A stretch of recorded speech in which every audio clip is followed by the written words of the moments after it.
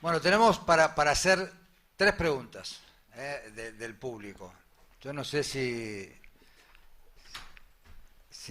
ustedes quieren arrancar con las preguntas o el doctor Cucleta quiere hacer algún comentario de las charlas. Micrófono.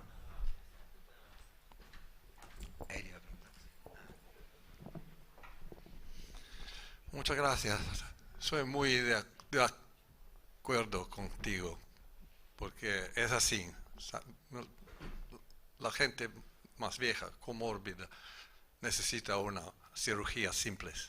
Y por esto el IPUM mismo la mejor, mismo que cuesta mucho más.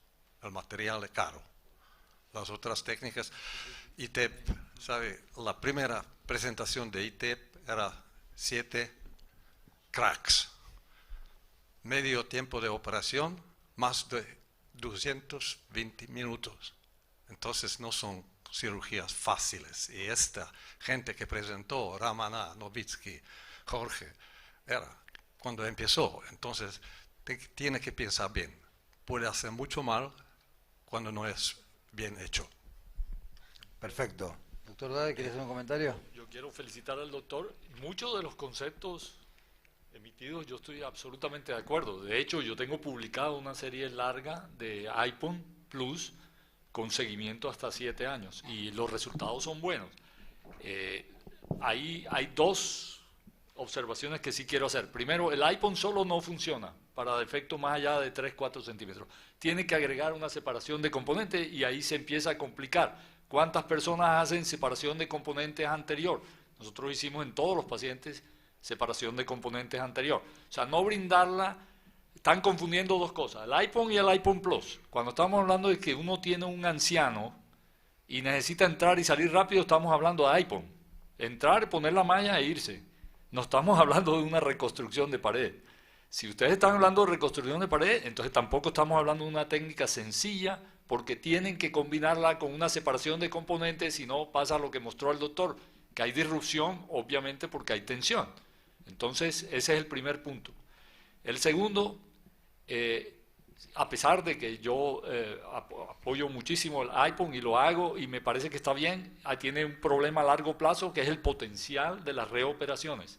Hay un estudio que dice que los pacientes operados por IPON tienen un 30, 40, 50% de probabilidad de necesitar una cirugía nuevamente y eso, el IPON entorpece un poquito ese segundo procedimiento. Sí es cierto que es más doloroso, sí es cierto que no tiene igual calidad de vida y sí es cierto que el doctor no me revisó todos los estudios. Yo tengo 4 estudios en mi mente comparando IPON con ITEP que demuestran francamente mejoría de ITEP, entre otras de la Cleveland Clinic. Dr. Clayton está en Clinical Trials del National Library, publicado en noviembre de 2021 y es claramente a favor del ITEP en ese sentido. Pero estoy de acuerdo, el ITEP no es una técnica sencilla para que la hagan los cirujanos generales solo con venir a ver charlas.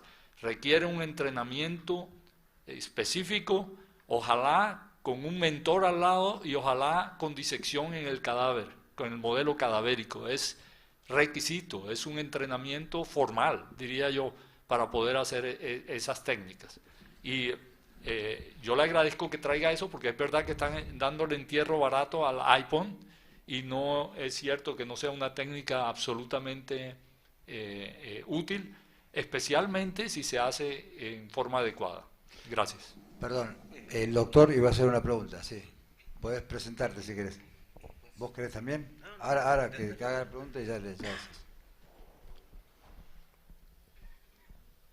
Gracias. Yo soy Nicolás Quesada de Santiago de Chile. Quería hacer una pregunta al doctor Daes, porque la verdad es que los TAC que muestra son con el paciente en decúbito.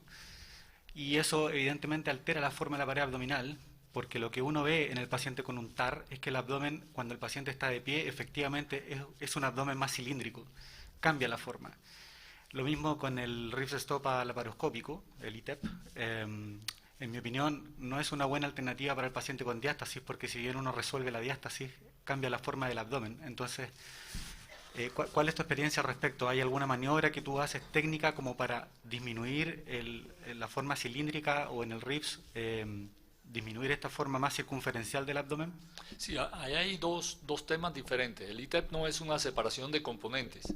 Y sí es cierto que en algunos pacientes cambia la forma del abdomen por la falta de cierre, probablemente por la falta de cierre de la fascia posterior del recto, y lo cual puede ampliar la línea intersemilunar, la distancia entre las dos líneas. Nosotros estamos empezando a estudiar eso. Estamos empezando a estudiar con los pacientes con TAC pre y post, y en maniobra de Valsalva, para responder tu pregunta, que muchos de estos estudios tienen razón en que no tienen. El abultamiento en los estudios, por ejemplo, de OMA y Jorgensen, fueron clínicos, el paciente pujando y mirando si había bulging o no, pero la mayoría solo se basan en TAC no dinámico, lo cual tendría ese inconveniente, que fue una de las listas de inconvenientes que yo cité. Yo comparto plenamente tu apreciación, y la verdad que a uno le cuesta desprenderse de los conceptos anatómicos, ¿no?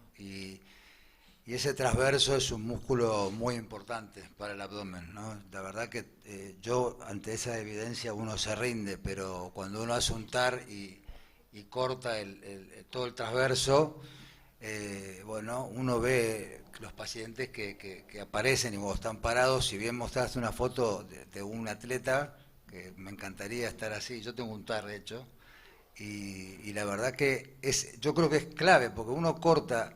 Vos pensás que cortás la hoja posterior de la vaina, o sea que estás cortando oblicuo menor, o sea la hoja posterior del oblicuo menor, y después cortás el transverso también, ¿no? Entonces, no hay manera que el paciente, no, porque de alguna manera, si bien el transverso queda fijo en la parte externa, para uno lograr ese cierre de la pared posterior, lo gana con la apertura de ese corte que hace. Y eso como va a la línea media, toda esa banda de hoja posterior de la vaina se va para la línea media. Sí, y ahí simplemente es para, cuando uno se para, es difícil que algo lo sostenga, ¿no? Sí. Porque la malla está puesta, pero no está puesta traccionando esa pared, sino que está apoyada en todo eso.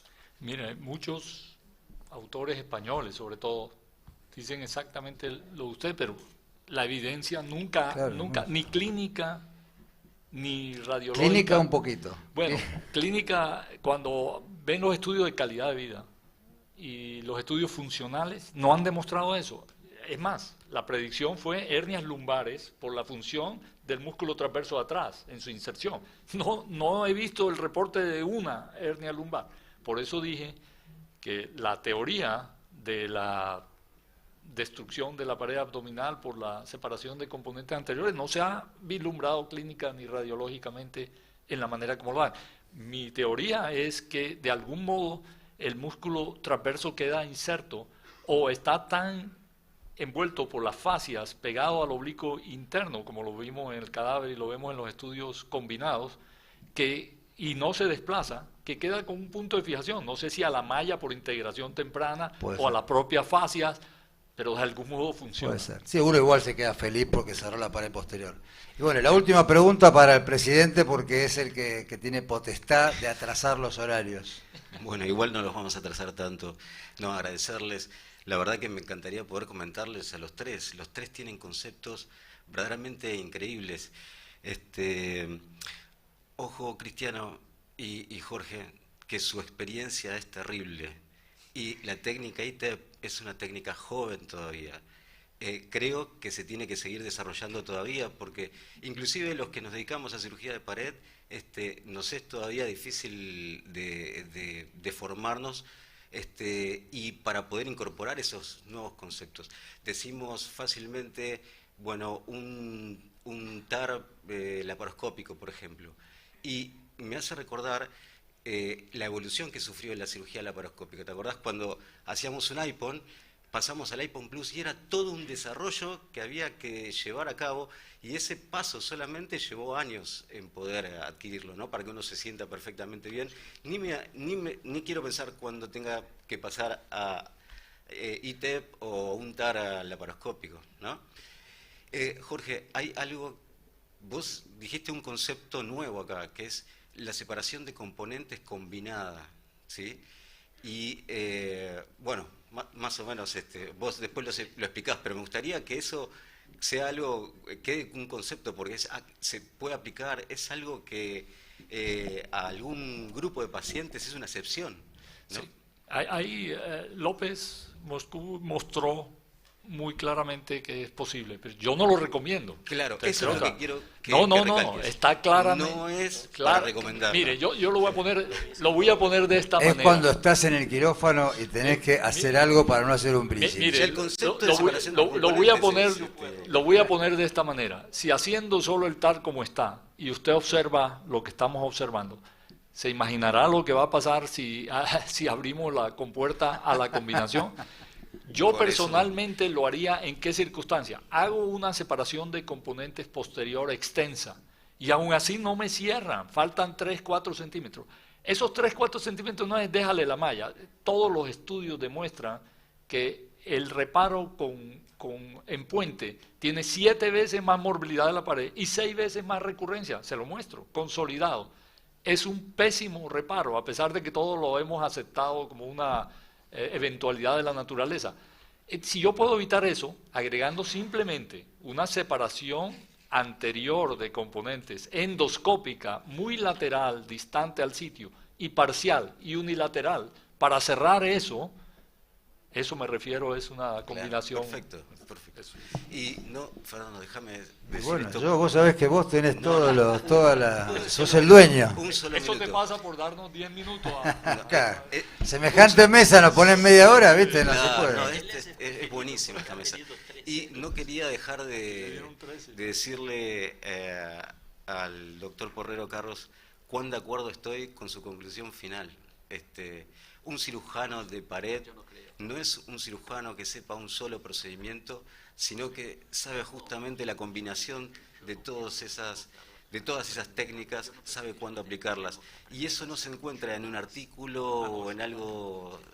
Uno lo va dándose cuenta que llega a esta conclusión después de muchos años de hacer cirugía de paredes. Así que lo pongas ahora en tu conclusión me da muchísima alegría, que es lo que nosotros bregamos acá y decimos siempre que tiene que constituirse. Qué presidente político tenemos, ¿eh? No, que sí que digo que al final hablamos mucho de hacer un traje a medida, pero la mayor parte de las veces el traje a medida no se le hace al paciente, sino se lo hace el propio cirujano, ¿no? O sea, el propio cirujano es el que al final acaba convenciendo al paciente que lo que él cree que es lo mejor, pero es lo que él cree, no muchas veces lo que considera el paciente.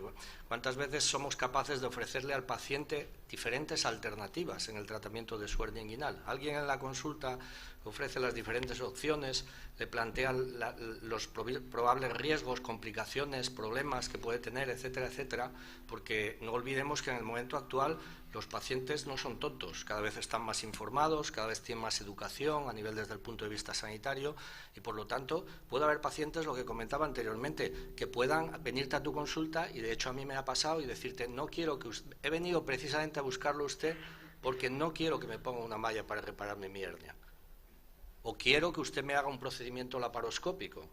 Entonces si el cirujano que en ese momento lo está atendiendo no sabe hacer esa técnica, lógicamente el traje a medida se lo va a hacer a él mismo, le intentará plantear las dificultades y no sabe hacer la laparoscopia, y dirá, no hombre, pues no, es mejor que esto se lo haga usted, que haga una malla abierto, tal y demás. Por lo tanto, yo creo que este concepto es importante, o sea, debemos de manejar diferentes técnicas. Lo que pasa que es verdad que también es complicado poder tener la opción de poder tener todo.